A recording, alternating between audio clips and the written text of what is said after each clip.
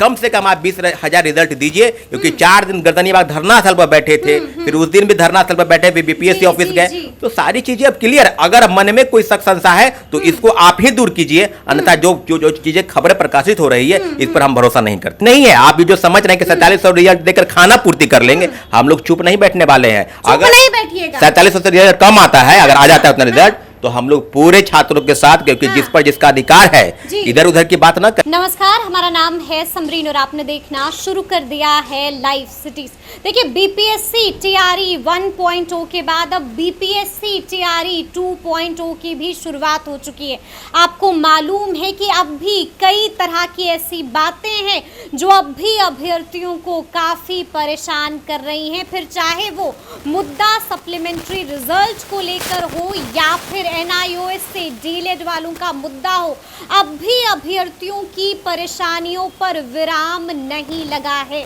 जी हाँ, तो आज हम इसी मौजू पर बातचीत करेंगे और इस मौजू पर बातचीत करने के लिए हमारे साथ छात्र नेता सौरभ हैं। सौरभ, सबसे पहले तो हम आपसे ये जानना चाहेंगे कि जिस तरह से हमने देखा है कि गर्दनीबाग में बड़ा धरना प्रदर्शन हो रहा था, आप भी वहां पर गए हुए थे, हमने भी देखा है कि अभ्यर्थी वहां पर पहुंचे हुए थे और चीख चीख कर सप्लीमेंट्री रिजल्ट की मांग कर रहे थे। लेकिन अब तो ऑलमोस्ट क्लियर हो गया है कि सप्लीमेंट्री रिजल्ट आ रहा है, तो अब तो शुक्रगुजार होंगे ना आयोग की और विभाग की। सबसे पहले आपको धन्यवाद समरीन जी, आपके चैनल के माध्यम से जो सवाल आपने किया बिल्कुल जायज़ सवाल है, और सवाल के बिहाफ पर अभ्यर्थियों के मन में जो ट्वीट चेयरमैन सर ने किया है उसी ट्वीट पर हम लोग भरोसा करते हैं, अन्यथा कोई इधर उधर की बातें नहीं। आज फिर उन्होंने ट्वीट किया है कि कोई र्यूमर ना फैलाए, किसी अनफवाह पर ध्यान न दे, तो सारी चीज़ें बिल्कुल क्लियर है कि सप्लीमेंट्री रिजल्ट आएगा। और हम लोग उस दिन सेक्रेटरी महोदय से भी बातचीत किए थे, अंदर डेलीगेशन मेरा गया था, तो सब चीज़ें पर क्लियर है। लेकिन जिस बात पर संशय है,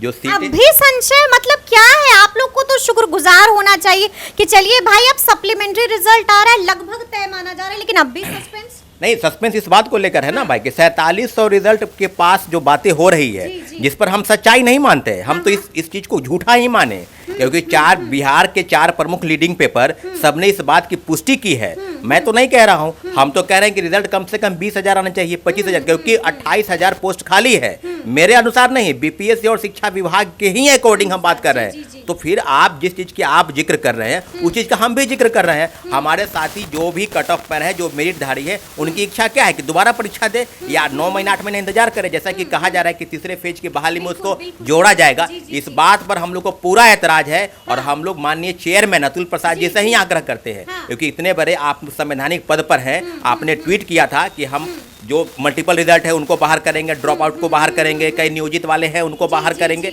तो सारी चीज़ें बिल्कुल क्लियर है। मेरा अनुमान है कि कम से कम आप 20,000 रिजल्ट दीजिए, क्योंकि 4 दिन गर्दनीबाग धरना स्थल पर बैठे थे, फिर उस दिन भी धरना स्थल पर बैठे, फिर बीपीएससी ऑफिस गए, तो सारी चीज़ें अब क्लियर। अगर मन में कोई शक संशय है तो इसको आप ही दूर कीजिए, अन्यथा जो चीज़ें खबरें प्रकाशित हो रही है इस पर हम भरोसा नहीं करते हैं। भरोसा नहीं करते मतलब आप ये मांग कर रहे हैं कि स्पष्ट कर दीजिए कि कितनी सीटों पर। हाँ, आज उन्होंने कल हमने पूछा भी था कि सर आप जो बातें 4700 रिजल्ट की बात हो रही है उस पर स्पष्टीकरण 2 ही चीज करें। किससे पूछा था? हमने प्रेस के माध्यम से चेयरमैन सर से यहाँ आग्रह किए थे, तो उस बात की तो पुष्टि उन्होंने कर दी है कि ट्वीट के माध्यम से कि सप्लीमेंट मत जाइए। तो अफवाह पर हम लोग नहीं जा रहे हैं, हम लोग आप ही के ट्वीट पर भरोसा कर रहे हैं और आपसे पूरा विश्वास है। मतलब आप चाह रहे हैं कि एक और ट्वीट कीजिए और बात को स्पष्ट कर दीजिए। हाँ, स्पष्ट कर दीजिए। रिजल्ट देखिए, रिजल्ट जो है 1-2 दिन के अंदर आ जाएगा, ये बिल्कुल सही बात है, इसमें नो डाउट। लेकिन रिजल्ट जो है 20,000 जो पद खाली है, अभी 28,000 पोस्ट खाली है,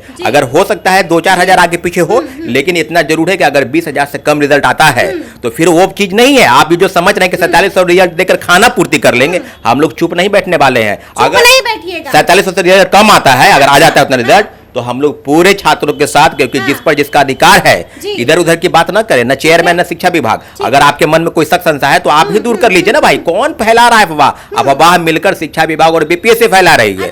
न्यूज़पेपर में जो छापा, आप सवाल उससे करें, सवाल अभ्यर्थियों से नहीं है। सारे मेरिटधारी आपकी बातों पर भरोसा करते हैं, हम लोग आपकी बातों पर भरोसा करते हैं, और कोई क्या कहता है उस पर हम लोग ने इतना जरूर है कि अगर 25,000 से कम रिजल्ट आया तो क्या करेंगे? तो हम लोग वही करेंगे। हम लोग के पास जो संवैधानिक तरीके से लड़ाई लड़ने की बात है, और ये जो बता रहे हैं कि र्यूमर फैला रहा है, र्यूमर कोई नहीं फैला रहा है, र्यूमर शिक्षा विभाग और बीपीएससी मतलब गुहार लगा रहे हैं कि एक और ट्वीट कर दीजिए और सब कुछ कुछ एकदम क्रिस्टल क्लियर कर देखिए, जो रिक्ति वो उन्होंने कहा है कि शिक्षा विभाग से रिक्ति हमारे पास आई है, तो कितनी रिक्ति आई है? ठीक है, रिक्ति के बाद में हो सके आप डिस्क्लोज नहीं करें, लेकिन इतना जरूर है कि अगर 25,000 से जो खाली पोस्ट है, अगर उससे कम रिजल्ट आता है तो हम लोग फिर एक बार आपको आपने कहा गर्दनी बाग में, तो हम लोग गर्दनी बाग में नहीं बैठेंगे। हम लोग घेराव करेंगे बीपीएससी का और शिक्षा विभाग का। घेराव कीजिएगा बीपीएससी? हाँ, निश्चित रूप से, क्योंकि अब कोई कहाँ कर सकता है? आप बताइए, जिस रिजल्ट का हम लोग मांग कर रहे हैं। आपको डर नहीं लगता? आप लोग कह रहे हैं घेराव करेंगे, आपको मालूम है ना कि अब धड़ल्ले से कार्रवाई हो रही है, धड़ल्ले से नोटिस दिया जा रहा है। ये बात बिल्कुल सही है, लेकिन आपको लगता है कहीं ऐसा ना हो जाए कि सौरभ अकेले ही रह जाए, कोई नहीं आए? नहीं, ऐसा नहीं है। लाखों परीक्षार्थी हैं। आप लोग डर रहे हैं, अब लोगों में डर है, बोलने से पहले सोच रहे हैं। ये शिक्षा विभाग का जो है ना, संविधान के अनुच्छेद 19, हाँ। सबको अपना संघ बनाने का अधिकार है, अभिव्यक्ति की आजादी सब है। आप चारों क्लोज पढ़ लीजिए, कोई आतंकवादी संगठन नहीं बना रहा है। छात्र अपनी जो डेमोक्रेसी के तहत जो भी बातें हैं, अगर किसी के साथ गलत हो रहा है, क्या अगर कहेंगे चेयरमैन सर या के पाठक कि संघ न मत बनाइए, कार्रवाई की बात कर रहे हैं, एक बात बताइए कि आईएएस एसोसिएशन नहीं कह रहे हैं धरना भी नहीं करना है, हड़ताल भी नहीं करनी, आप तो घेराव की बात कर रहे हैं। वो जो बात बोले ना के पाठक, वो ज्यादा दिन तक नहीं टिकेंगे, आपको हम बता रहे हैं। इस बात पर हम नहीं, चाहे सत्ता पक्ष हो विपक्ष हो। आपको लग रहा है कि अभ्यर्थी आएंगे? क्योंकि साफ अल्टीमेटम दे दिया। बिल्कुल, अभ्यर्थी क्या, उस दिन हम लोग भी तो बीपीएससी के पास गए थे। ऐसा थोड़ी है कि कोई डर की सवाल है। डर तो उन लोगों को होना चाहिए जो फर्जीवाड़े तरीके से नियुक्ति प्रमाण पत्र पा लिए। क्या आपने कार्रवाई की?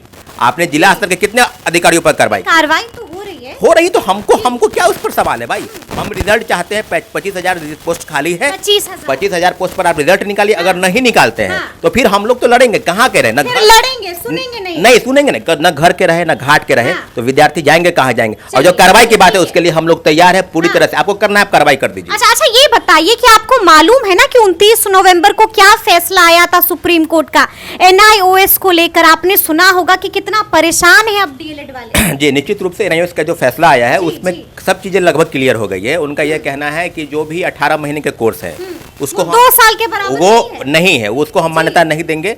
तो जो चीजें अब बिहार सरकार को या देश के तमाम राज्यों जो भी शिक्षक बहाली की प्रक्रिया में है, एनसीईटी के गाइडलाइन के अकॉर्डिंग चलना है, तो क्लियर कर दे कि क्या छठे चरण से वो बाहर होंगे या सेकेंड बहाली से तो वो बाहर हो गए। आज जो कल जो चिट्ठी निकला है जो एडमिट कार्ड निकालने के लिए, उसमें उन्होंने कहा है कि मैं एनआईओएस वाले एडमिट कार्ड नहीं निकालेंगे, क्योंकि 2017 के बाद मतलब बीपीएससी टीआरई 2.0 से तो बाहर हो चुके हैं। ये पक्की खबर है। अब बची बात कि जो कई अभ्यर्थी मेरे पास भी कॉल करते हैं, कई लोगों के साथ संपर्क में है कि अगर चीजें क्या प्रथम फेज की बहाली में वो रहेंगे या बाहर होंगे, इस बात पर ज्वाइन भी कर लिया है। हाँ, ज्वाइन भी कर लिया है, लेकिन कल कई चीजें बता रहे थे कि के पाठक भी बता रहे थे प्रेस के माध्यम से कि उनको प्रथम फेज की बहाली में वो सेफ जोन में है। तो सेफ जोन में है तो एक चिट्ठी निकाल दीजिए साहब, क्योंकि जब सेफ जोन में है ना तो उसका प्रमाणित भी होना चाहिए। निश्चित रूप से एनआईओएस मामले में जो क्लियर अब है कि कहीं क्योंकि सुप्रीम कोर्ट से न कोई व्यक्ति, न संस्थान, न कोई आयोग, न कोई संगठन, न कोई मंच और न कोई भी शैक्षणिक संस्थान इससे बच नहीं सकता है। आपको उस अधिकार का पालन करना होगा। हाँ, निश्चित रूप से। अच्छा, ये बताइए कि डीएलएड वाले तो लगातार आपको भी फोन कर रहे होंगे, क्या कुछ परेशानियां बता रहे हैं? कहाँ पर? क्योंकि अब तो केवीएस ने भी नोटिस जारी कर दिया। देखिए, परेशानी बिल्कुल है, क्योंकि जब सुप्रीम कोर्ट में फैसला चल रहा था, पहले तो बीएड वाला फैसला चल रहा था, 11 अगस्त को फैसला आया, तो उस समय उसमें वो छट गए, आज आउट हो गए, आज डीएलएड वाले आउट हो गए, एनआईओएस वाले। तो फिर आपने जो कोर्स कराया, ये सीधे सवाल केंद्र सरकार से भी है कि आपने जो कोर्स कराया है आपने उसको तो सुरक्षित नहीं किया। आपने जो कोर्स कराया, लाखों लोग परीक्षार्थी देश में, मतलब लगभग 10-20 लाख लोग होंगे जिन्होंने एनआईओएस से डिग्री ली है, तो फिर आप उस डिग्री पर क्या कहते हैं कि आप कोर्स कराए वो सुरक्षित नहीं है? तो क्लियर तो केंद्र सरकार जवाबदेही न ले। अगर फॉर्म आप भरा रहे हैं सेकेंड फेज में भी, तो उस समय भी बीएड का फॉर्म भरा लिया और इनके दलीलनामा जो देखिए, पहले कहे कि ठीक है हम क्वेश्चन के मामले में हम एक रिव्यू पिटीशन डालेंगे, और जब रिव्यू पिटीशन वहां डाला गया तो ये कहा गया कि सीटें जो है बीएड वालों से जो है खाली है, भर चुकी है। तो ये सीधे इसका स्पष्ट मानना है कि जो दो तरफा खेल ये लोग खेलते हैं, इसमें सीधे अगर किसी का नुकसान होता है तो विद्यार्थियों का होता है, और विद्यार्थियों के सवाल पर युवाओं के मतलब आपको लग रहा है कि यहाँ पर दो तरफा खेल चल रहा है। आप कोर्स करें, डिग्री हटाएं, लेकिन सारी चीजों पर इतना जरूर है कि बीपीएससी या देश के तमाम राज्यों की जो सरकार है उसको निश्चित रूप से ये बात स्पष्ट कर देनी चाहिए। जैसे ही फैसला आया, केंद्रीय विद्यालय संगठन ने नोटिस निकाल दिया कि आपको बाहर का रास्ता दिखाया जाएगा, तो फिर अब इसमें इफ बट नो क्या, सेकंड फेज के बहाली से आउट हो गए। अब छठे चरण में क्या होगा, सेकंड फर्स्ट विच की बहाली में क्या होगा, इस पर जिनकी नौकरियां हो गई हो गई, क्या हो गया। होगा? अब 2017 से बात हो रही है तो सारी चीज मतलब बहुत तरह के सवाल हैं सौरभ। देखिए हम लगातार बात करें कि सवाल कई हैं, मुद्दे कई हैं जो शिक्षकों को, अभ्यर्थियों को परेशान कर रहे हैं। एक और मुद्दा है, अब तो शिक्षकों का पकड़ा हुआ विवाह भी हो रहा है। वैशाली वाली घटना मालूम है ना? हाँ बिल्कुल इसको बिल्कुल। लेकर भी फोन आ रहा है सौरभ के पास।